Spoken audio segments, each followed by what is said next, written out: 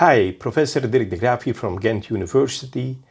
I just returned from the city of Bath in the United Kingdom, where I had an interview with Richard Jones, chairman of the Eva Crane Trust. It was about his memories of the trust founder, Dr. Eva Crane, and the entire interview has been recorded. Please have a look.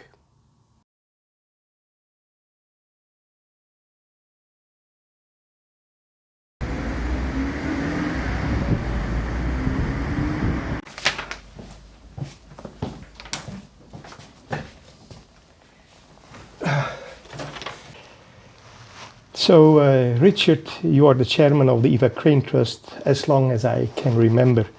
The trust was founded in 2002 by Dr. Eva Crane herself. Were you chairman from the start? Yes, I remember the evening very well in Dr. Crane's home. There were four of us, Dr. Crane, David Smith, who'd been a long-time friend and was honorary secretary of IBRA, a representative of the firm that looked after our finances at the time, and myself. And we had the meeting and set up the trust and so on and so forth. And Dr. Crane, in her typical style, said, "Now we need a chairman. You'll be chairman, won't you, Richard?" And of course I said yes. I was honoured, quite shocked actually, but that was her style of doing things, and she made me chairman, which has been an honour. Okay. When did you first encounter the name Eva Crane? Well, I was appointed as director of IBRA at the beginning of 1996, in the cold winter months, and I started by going through the office and reading the files and reading file after file for many days, and everywhere the name was Eva Crane. Eva Crane was on anything and everything, and I thought, well, I've got to actually meet this lady. And I set about, I rang her up and made an appointment. Okay, and then how did that meeting happen? Well, I made the appointment and asked what time she wanted me to arrive. And again, her style was typical. She said, "Well, you can't give an exact time because of the variabilities of the traffic." So she said, "Between 10:30 and 11. Will that be all right with you? And I'll make you lunch." So I said, "Thank you." And I got there early, and I parked on the bottom of a road. She lived on a very attractive hillside, wooded hillside at Gerrard's Cross. And I waited until 11:15. I thought halfway between the time she suggested. And I went and rang her doorbell. And after a while, because it was a very large house, she came and opened the door. "Hello, you must be Richard. I'm Eva. That's what we will be. Do come in." I then underwent a half-hour interview, and obviously I got the job. So you worked very close together with Eva Crane, and who was the Eva that you knew? It's the privilege, a great privilege, to know Eva. The sadness that I have is that I never knew her long enough. But during the time that we knew each other, I got to the point where I would ring her probably every week, and certainly go up and see her every couple of months and so on, and we'd go out for lunch together. And I found a woman with an astute mind. I have never ever come across a polymath except for Eva Crane. She was a true polymath and could have been almost anything in her life. And we talk about a whole range of things, not just bees, we talk about all sorts of things.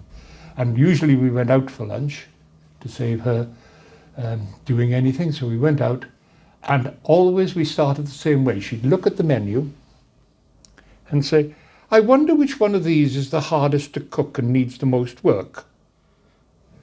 Because the chef deserves to have that, somebody choose that one and enjoy it." And that's the way it worked. I actually stayed at her house on several occasions when I had business in London. She accommodated me because she was only a half hour or less train ride from London. So we got to be very close, and it was a privilege and great fun. Okay. Have you any particular outstanding memories? Oh, lots of different memories. We went to Thailand together. It was her last trip to a big, the IBRA conference on tropical bees in Bangkok. We all went to Heathrow, and we got to the plane, and because of her seniority and the Thai respect for senior people, she was upgraded to the upper deck on the 747, the business, not business class, first class, whatever it was. So she looked at us very imperiously again. "I may see you during the flight," she said, and she went upstairs. She never saw us during the flight. She enjoyed her life up there too much. Anyway, we got to Thailand, and we got on with the conference.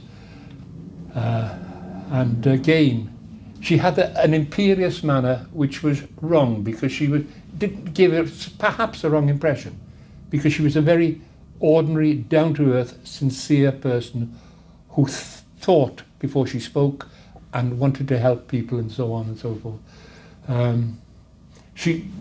Little example, if I may, she had something wrong in her bedroom. So I don't know what it was now, something wasn't working. "Oh, we'll come now, Dr. Crane," to the whole of the hotel wanted to help her. "It's quite all right. Richard will sort it out. This way." And she sailed off, and I followed her.